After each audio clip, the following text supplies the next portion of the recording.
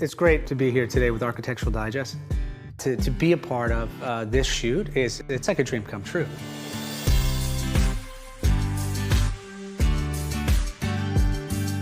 It's a Frank Gehry home.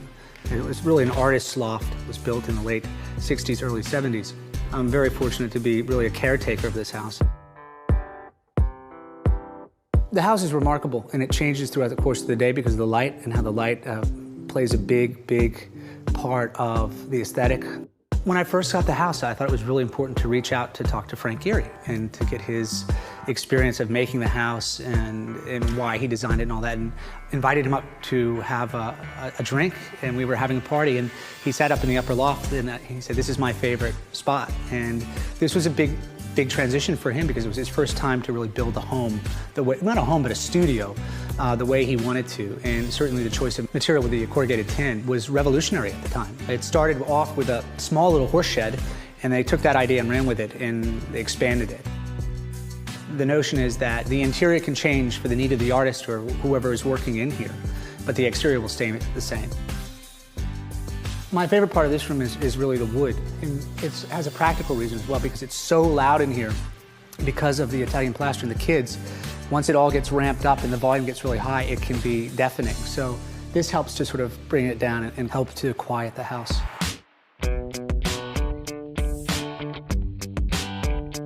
It was never really designed for a family. So you have to make modifications. But what's great about it is you know where everybody is in the house at any one given moment. So there's no separation. You don't lose your kids or you lose anybody, which is nice. I like the intimacy, even with the great volume that you have here.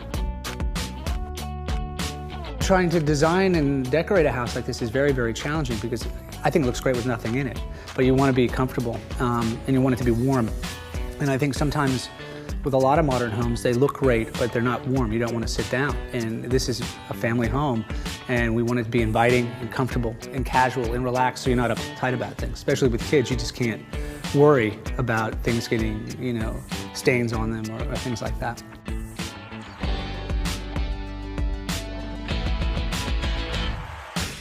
Well, because this is an artist's loft, I think it inspires a lot of people to be creative, and it's nice to see this space being used in that way. And certainly with the kids up in the loft, where they're painting or sculpting, it's really nice to see that it's really what this house is about. It's about creativity, and people that come through, the artists that come through, it's nice to see them get inspired by it, and they inspire us as well. And then the land is another important thing. It's really to be connected to the land. I grew up in the country, and I think that's really when you find your center is outside in the land and interacting with the trees and the plants and the animals, certainly.